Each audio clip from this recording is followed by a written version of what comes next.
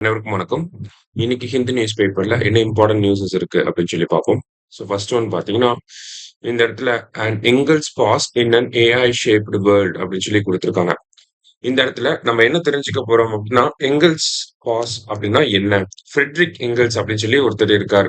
Curl marks பத்தி நமக்கு தெரிஞ்சிருந்துச்சுன்னா, அப்ப கண்டிப்பா ஃப்ரெட்ரிக் எங்கல்ஸ பத்தியும் நமக்கு தெரிஞ்சிருக்கும். கம்யூனிஸ்ட் மேனிஃபெஸ்டோ இந்த மாதிரி புத்தகங்கள்லாம் கார்ல் மார்க்ஸோட சேர்ந்து ஒர்க் பண்ணியிருப்பார். ஸோ அதெல்லாம் ஒரு பக்கம் இருக்கு. இந்த இடத்துல ஏஞ்சல்ஸ் பாஸ் அப்படின்னு சொல்லி ஒரு டேர்ம் வந்து குடுத்திருக்காங்க. அதோட டெஃபினிஷன் என்ன அப்படிங்கிறத இங்க பார்க்க போறோம். What is an angels pass அப்படின்னு சொல்லி பார்த்தீங்கன்னா, ஏஞ்சல்ஸ்ன்னு சொல்லுவாங்க, இல்ல எங்கல்ஸ் அப்படின்னு சொல்லுவாங்க. சரியா? The term refers to a paradox in economic history. In 19th century Britain, industrial output surged, yet ordinary living standards barely budged அப்படின்னு சொல்லி கொடுத்திருக்காங்க. அதாவது எங்கல்ஸ் பாஸ்னா என்னன்னா, எக்கனாமில ஒரு ஃபேஸ் வரும். என்னன்னா, ஒரு டெக்னிக்கல் டெவலப்மெண்ட்னால டெவலப்மெண்ட்னால என்ன ஆகும்னா, புரொடக்டிவிட்டி அப்படிங்கிறது அதிகமாகும். ஆனா மக்களோட வாழ்வாதாரம் என்ன ஆகும்னு பார்த்தீங்கன்னா, அதிகமாகாது. சரிங்களா? அப்படியே தான் இருக்கும். ஓகேவா? அதான் இங்க ஃபர்ஸ்ட் இது எப்ப நம்மனால நோட் பண்ண முடியுதுன்னா, 19த் செஞ்சுரில அந்த இண்டஸ்ட்ரியல் ரெவல்யூஷன் அதுக்கப்புறமா வந்த காலகட்டத்துல யூரோப்லயும் சரி, பிரிட்டன்லயும் சரி பார்த்தீங்கன்னா, புரொடக்டிவிட்டி, இண்டஸ்ட்ரியல் அவுட்புட் எல்லாமே அதிகமா இருந்துச்சு. ஆனா மக்களோட வாழ்வாதாரம் இம்ப்ரூவ் ஆச்சா அப்படின்னு சொல்லி பார்த்தீங்கன்னா, இம்ப்ரூவ் ஆகல. ஓகேங்களா? சோ அத எதோட ரிலேட் பண்றாங்கன்னு பார்க்கணும். And angels pass in an AI shaped world அப்படின்னு சொல்லி சொல்றாங்க. சோ அ எப்படி நம்ப 19த் செஞ்சுரி பிரிட்டன்ல இந்த மாதிரி ஒரு நிகழ்வ பார்த்தோமோ, அதே மாரி தான் இப்ப வேர்ல்டு ஃபுல்லா ஏஐ அப்படிங்கிற ஒரு டெக்னாலஜி வந்து வந்திருக்கு. இந்த டெக்னாலஜி வந்தனால என்ன ஆகுது?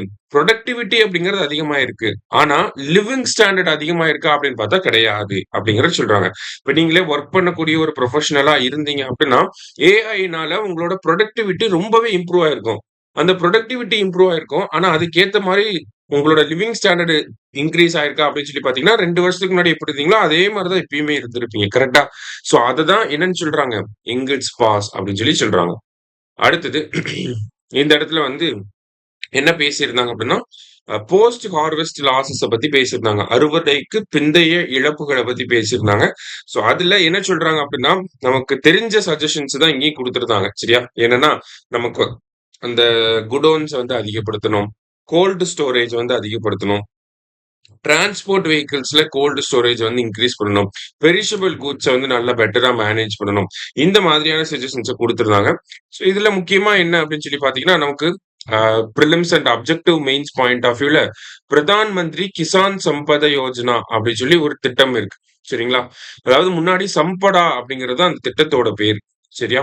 இந்த சம்படா அப்படிங்கிறது இப்போ என்னவா நேம் எப்ப நேம் சேஞ்ச் பண்ணியிருப்பாங்கன்னா, அ எக்ஸாக்ட்டா 23 ஆகஸ்ட் 2017ல என்ன பண்ணியிருப்பாங்க, சம்படா அப்படிங்கிற திட்டத்த மாத்தி, பிரதான் மந்திரி கிசான் சம்பட யோஜனா அப்படின்னு சொல்லி மத்திய அரசாங்கம் இந்த திட்டத்த கொண்டு வந்திருப்பாங்க.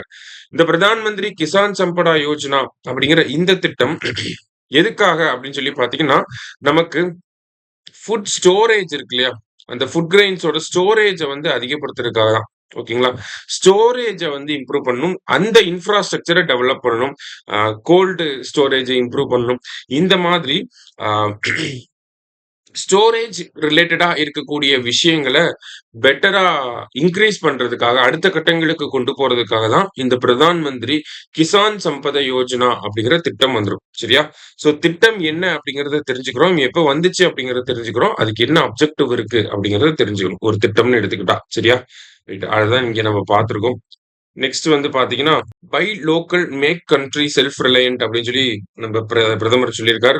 ரொம்ப நாளாவே இதான் சொல்லிட்டு இருக்காங்க. செல்ஃப் ரிலையன்ட் ஆத்ம நிர்பார் பாரத் அப்படிங்கிறதெல்லாம் வந்து சொல்லிட்டே தான் இருக்காங்க. அது 2020 அதுக்கு முன்னாடில இருந்து சுதேசி இயக்கத்துல இருந்து அந்த ஒரு விஷயம் அப்படிங்கிறது பேசப்பட்டுட்டு தான் இருக்கு. ஸோ இந்த ஆர்டிக்கிள்ல நமக்கு என்ன தேவை அப்படின்னு சொல்லி பாத்தீங்கன்னா, அ நமக்கு வந்து இந்தியன் நேவில இருந்து ஒரு ப்ராஜெக்ட் பண்ணியிருப்பாங்க. நவிகா சாகர் பரிக்ரமா அப்படின்னு சொல்லி. ஓகே. நவிகா சாகர் பரிக்ரமா இது வந்து 2ண்ட் எடிஷன் 2.0 அப்படின்னு சொல்லி சொல்லியிருப்பாங்க. 1.0 அப்படிங்கிறது ஆல்ரெடி 2017, 18லயே நடந்து முடிஞ்சிருச்சு. ஓகேங்களா. நவிகா சாகர் பரிக்ரமா அப்படிங்கிறது 2017, 18ல முதல் முறையா நடந்திருக்கும். ஓகேங்களா. அதுக்கப்புறமா இப்ப 2ண்ட் எடிஷன் அப்படிங்கிறது நடந்து முடிஞ்சிருக்கு. ஆக்சுவலி இந்த நவிகா சாகர் பரிக்ரமா அப்படின்னா என்னன்னா, இது வந்து ஒரு சர்க்கம் நேவிகேஷன் மிஷன். சர்க்கம் நேவிகேஷன் உலகத்தை சுத்தி வர்றது. அதுதான் இந்த மிஷன். சரியா? அது வந்து எப்படி பண்ணுவாங்கன்னா, கப்பல்லயே அதாவது கடற்படையோட ஒரு சின்ன கப்பல், ஒரு செயிலிங் போட்ல அ உலகத்த சுத்தி வரணும் அப்படிங்கிறது தான் அதோட அப்ஜெக்டிவ். சரியா? ஸோ யாரு இந்த நவிகா சாகர் பரிக்கிரமால யாரு பண்ணியிருப்பாங்க அப்படின்னு சொல்லி பார்த்தீங்கன்னா, இந்தியன் நேவிய சேர்ந்த 2 பெண்கள். ஓகேங்களா? அவங்களோட பேரு ரூபா அண்ட் தில்னா. சரியா? தில்னா அண்ட் அழகிரிசாமின்னு குடுத்திருக்காங்க இல்லையா? அவங்களோட பேர் வந்து ரூபா அழகிரிசாமி. ஓகேவா? ஸோ தில்னா அண்ட் ரூபா அப்படிங்கிற இவங்க 2 பேர் தான் என்ன பண்ணியிருக்காங்கன்னா, இந்த சர்க்கம் நேவிகேஷன் மிஷன வந்து கம்ப்ளீட் பண்ணி முடிச்சிருக்காங்க ஆக்சுவலி. சரியா? ஸோ எப்ப ஸ்டார்ட் பண்ணியிருப்பாங்க அப்படின்னா, அக்டோபர் 2, 2004ல ஸ்டார்ட் பண்ணியிருப்பாங்க. எப்ப கம்ப்ளீட் பண்ணியிருப்பாங்கன்னா, மே 29, 2025ல வந்து கம்ப்ளீட் பண்ணியிருப்பாங்க. ஸோ அவங்கள வந்து பாராட்டி இருப்பாரு நேத்து ஸ்பீச்ல பிரைம் மினிஸ்டர். அதனால தான் நம்ம பார்க்கிறோம். மொத்தம் எவ்வளவு நாள் எடுத்துக்கிட்டாங்க அப்படின்னா, 238 டேஸ் வந்து எடுத்துக்கிட்டாங்க. சரியா? 238 டேஸ் வந்து எடுத்துக்கிட்டாங்க. ஐஎன்எஸ்வி தாரிணி அப்படிங்கிற ஷிப்ல தான் அவங்க வந்து இந்த உலகத்த சுத்தி வந்திருப்பாங்க. சரியா? ஸோ அத நம்ம பார்க்கிறோம்.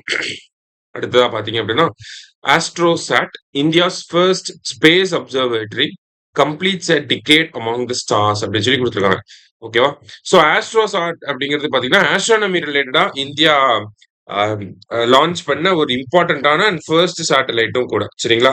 எப்போ லான்ச் பண்ணியிருப்பாங்க அப்படின்னா, செப்டம்பர் 28, 2015ல பிஎஸ்எல்வி சி-30ல வச்சு நம்ம அனுப்பிருவோம். சரிங்களா? இப்ப பார்த்தீங்கன்னா, பிஎஸ்எல்வி சி-61 வரைக்கும் முடிஞ்சிருச்சு.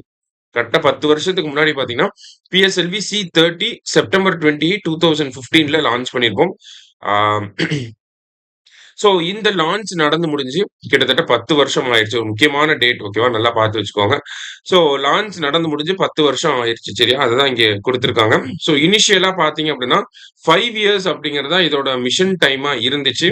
பட் ஸ்டில் அதையும் தாண்டி டேட்டாஸ வந்து நமக்கு அனுப்பிட்டே இருக்கு அப்படின்னு சொல்லியிருக்காங்க. ஸோ பிளாக் ஹோல்ஸ பத்தி, நியூட்ரான்ஸ பத்தி, ப்ராக்ஸிமா சென்சுரி பத்தி இந்த மாதிரியான டீட்டெயில்ஸ் எல்லாமே நமக்கு டைம் பை டைம் வந்து ஷேர் பண்ணிட்டே இருக்கு அப்படின்னு சொல்லியிருக்காங்க. சரியா? ஸோ இன்னைக்கு நியூஸ் பேப்பர்ல இருந்த முக்கியமான விஷயங்கள் எல்லாத்தையும் பார்த்துருக்கோம். நன்றி.